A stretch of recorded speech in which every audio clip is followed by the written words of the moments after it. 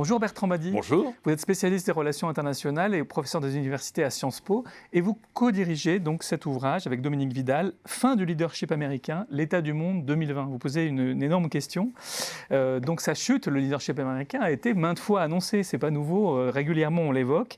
Mais vous dites quand même depuis 2016 et l'élection de Donald Trump, on est entré dans une nouvelle phase parce que finalement maintenant le leader est devenu un super contestateur qui sort de tous les accords internationaux, les accords de Paris, l'UNESCO, etc.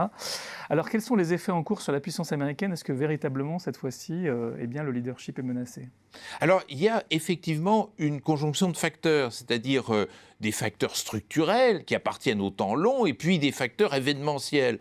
L'élément structurel, c'est que, paradoxalement, les États-Unis ne se sont jamais remis de leur victoire dans la guerre froide. Et que la dépolarisation a créé une extraordinaire fluidité du système international. Et cette fluidité, d'ailleurs, a été encouragée notamment par la décolonisation qui a vu arriver quantité de nouveaux acteurs sur la scène mondiale.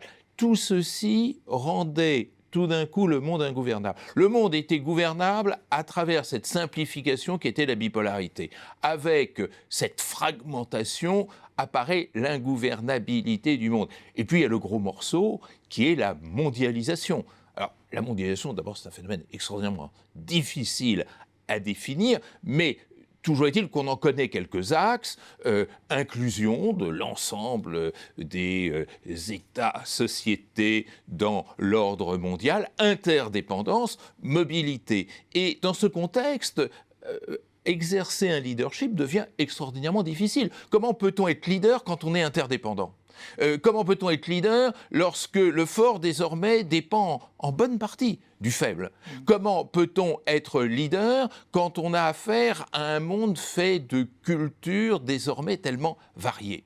Et puis tout d'un coup, il y a eu l'élection de Donald Trump. Et ça, c'est le facteur événementiel qui a été considérable parce que les États-Unis ont porté, je ne dis pas ont inventé, mais porté cette mondialisation qui vient en quelque sorte maintenant contredire leur leadership, mais ils l'ont valorisé, ils l'ont en quelque sorte conçu, construit, et maintenant ils se mettent à la contester. Et ça, c'est vraiment le grand événement de notre début de millénaire.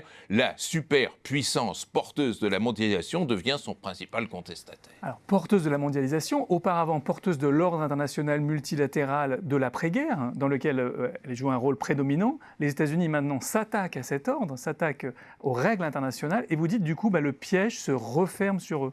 Est-ce qu'on en est vraiment là ? Est-ce que c'est définitif ? Alors, il y a toujours eu une sorte de malaise dans l'attitude des États-Unis face au multilatéralisme.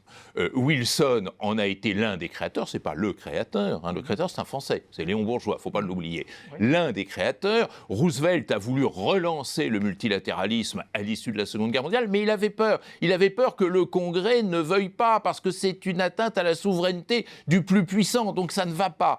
D'où cet aménagement, le droit de veto, les droits exorbitants dont disposent notamment les États-Unis dans le contexte du multilatéralisme. Alors, c'était ambigu, il y avait quelque chose de mort-né dans le multilatéralisme de 1945. Mais maintenant, même cette ambiguïté et ce compromis est rejeté par l'actuel président des États-Unis, qui, à chaque fois qu'il vient devant la tribune de l'Assemblée générale, explique que ce qui est important, c'est la souveraineté des nations et le multilatéralisme ne compte pas, et comme vous dites, déserte toute une série d'institutions internationales, de l'UNESCO jusqu'à l'UNRWA, c'est-à-dire l'organisme des Nations Unies qui s'occupe des réfugiés palestiniens. C'est donc une nouvelle révolution qui s'amorce avec une grande question: le système onusien peut-il survivre si les États-Unis continuent à s'en dégager ?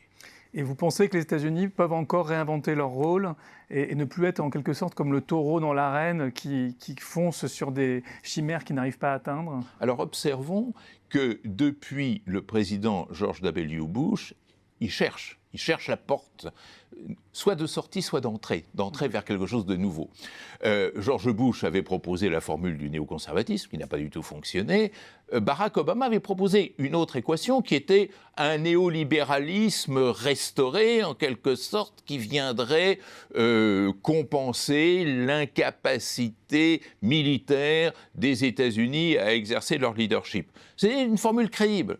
Le problème, c'est que elle ne rencontrait pas l'assentiment d'une partie forte de l'électorat américain qui considère désormais qu'elle est victime de la mondialisation, que finalement le blanc américain devient minoritaire chez lui, que ses revenus, et c'est vrai, diminuent, les revenus de la classe moyenne américaine diminuent dans le contexte de la mondialisation. Donc maintenant on est passé à autre chose, il ne s'agit pas de restaurer le néolibéralisme, il s'agit d'instaurer l'intérêt national américain, America First, America Great Again, c'est-à-dire sortir de la mondialisation, l'utiliser quand elle peut porter des fruits, mais la rejeter quand elle est source d'appauvrissement. Eh bien, nous sommes bien dans cette phase aujourd'hui. Pour en savoir plus sur cette question délicate, fin du leadership américain avec un point d'interrogation, l'état du monde 2020, je renvoie à votre ouvrage. Merci beaucoup, Bertrand Badi. Merci à vous.